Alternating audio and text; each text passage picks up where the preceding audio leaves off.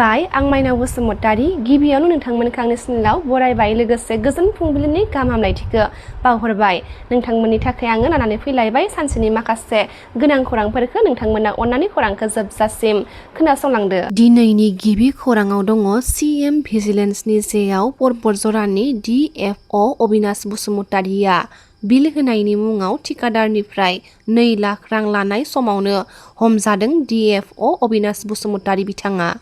थेंफाख्रि आरो मामुनि रायसम गस्वामीखौ बिथा खालामनानै बर' लिरगिरि गौथुम बर' साहित्य सभा आरो आसाम साहित्य सभानि बानजायनायाव जुथायै बरपेटायाव सावरायमेल खुंफुंदों। बे हाबाफारियाव बाहागो लादोंमोन BTCनि EM बेगम आखतारा आहमेद बिथाङा। आसाम आयेन आफादनि गाहाय नेहाथारि दुलाल पेगु बिथाङा समाजारि बिजोंनि गेजेरजों माखासे बाथ्राफोरखौ फोरमायदों। फैगौ 21 अक्ट'निफ्राय 16थि आसाम आयेन आफादनि गिबि जथुम्माया गिबि जथुम्मानि फारिलाइनि सायाव नेहाथारि मुस्रि दुलाल पेगु बिथाङा माखासे बाथ्राखौ फोरमायथिदों। गिबि सानाव साफ्रोमबो MLAफोरा समायखिरा लागोन होननानै फोरमायथिदों दुलाल पेगु बिथाङा।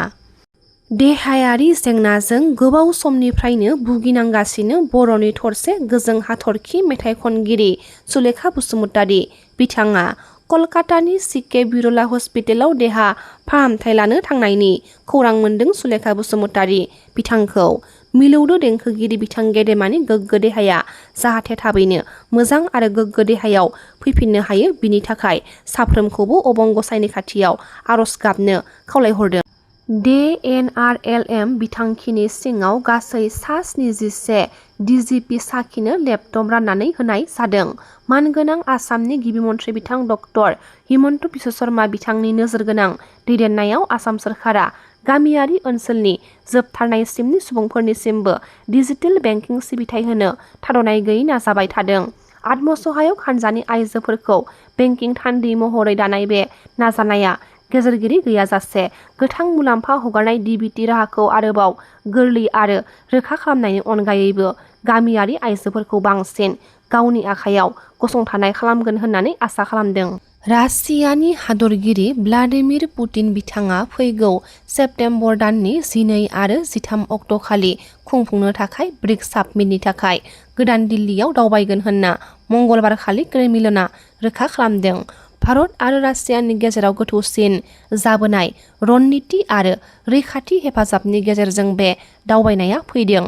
बेयो बोसोरसेयाव भारतआव पुतिन बिथांनि नैथि दावबायनाय जागोन जाय मोननै हादोरनि गेजेराव सोलिबाय थानाय गोजौ थाखोनि नांथाबनायखौ दिन्थिदों।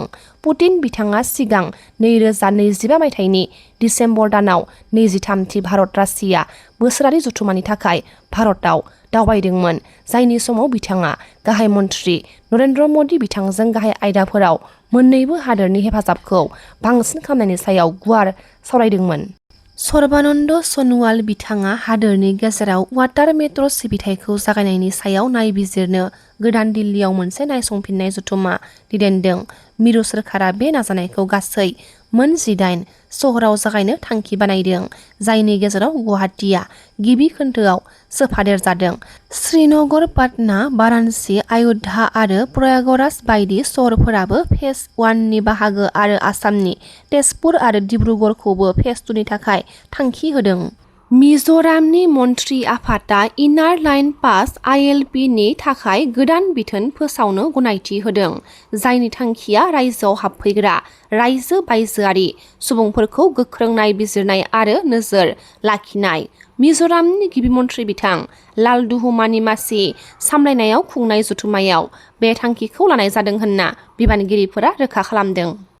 आसामनि गिबि मन्थ्रि बिथां डक्टर हिमन्त बिश्व शर्मा बिथांनि बिसि रिंकी भुइया शर्मा बिथांनि पासपर्ट दाय जेंनाजों लोब्बा गोनां सोलिगासिनो थानाय केसआव आसाम क्राइम ब्रान्चआ सिनियर कंग्रेस दैदेनगिरि रणदीप सुरजेवालाखौ मे दाननि 23 अक्ट'खालि नायबिजिरग्राफोरनि सिगाङाव नुजाथिनो लिंहरदों। आसामनि गिबि मन्थ्रि बिथां डक्टर हिमन्त बिश्व शर्मा बिथाङा समबारखालि गुवाहाटीनि बरसपारा ACA स्टेडियामाव आसाम क्रिकेट मिउजियामखौ बेखेवनानै होदों जाय रायजोनि गेलेमु हारिमुखौ रैखाथि होनायाव मोनसे गोनांथार जारिमिनारि सोरजिदों।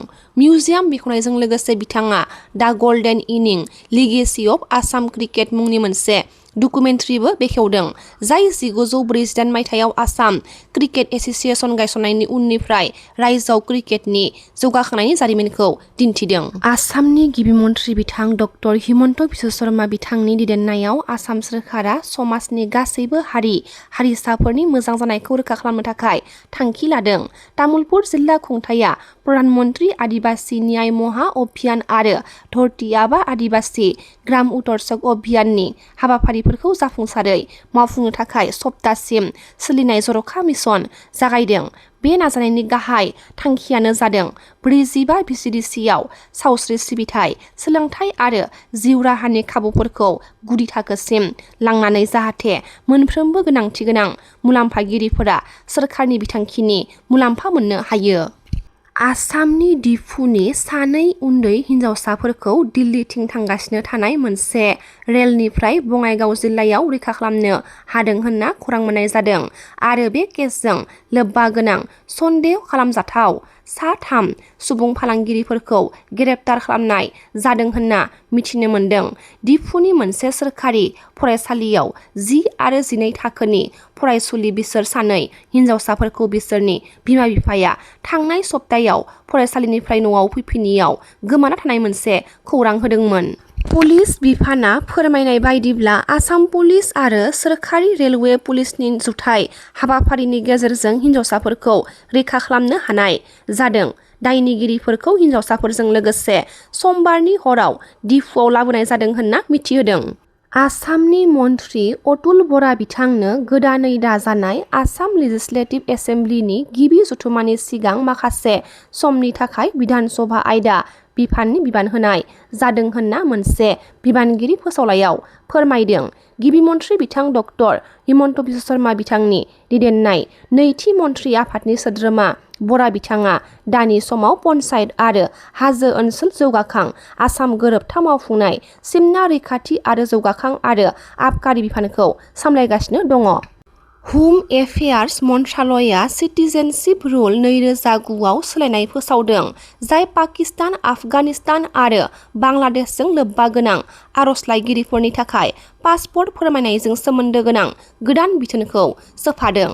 थांनाय 18 मे खालि फोसावनाय मोनसे फोसावलाइ बायदियै सिटिजेनशिप एमेन्डमेन्ट रुल 2026 मुंनि सोलायनाय नेमखान्थिफोरा बेखौ सोरखारि गेजेटआव फोसावनायनि उनाव जाथाव जाबाय होनना मिथिहोदों। रायमना माहारियारि पार्कजों नांजाबनाय रिच वाटार पार्कखौ नोंथांमोननि सुबिदानि थाखाय थांनाय 16 मे खालारखालि बेखेवफिनबाय। दावबायारिफोरनि सुबिदानि थाखाय सासे दावबायारिनियाव 350 रां लानानै गोनां जानाय गासैबो सुबिदाफोरखौ होजोबनाय जागोन, लोगोसे 5 बोसोर एबा 5 बोसोरनि उन्दैसिनफोरखौ जेबो फिस एबा रां लानाय जानाय नङा होननानै रिच वाटार पार्कनि मासिगिरिया फोरमायथिदों। मोनसे गोजोनथाव खौरां! नोंथांनि इयुननि थाखाय गाहाम सोलोंथाइनि थाखाय माखासे खाबुफोर लानानै फैदों।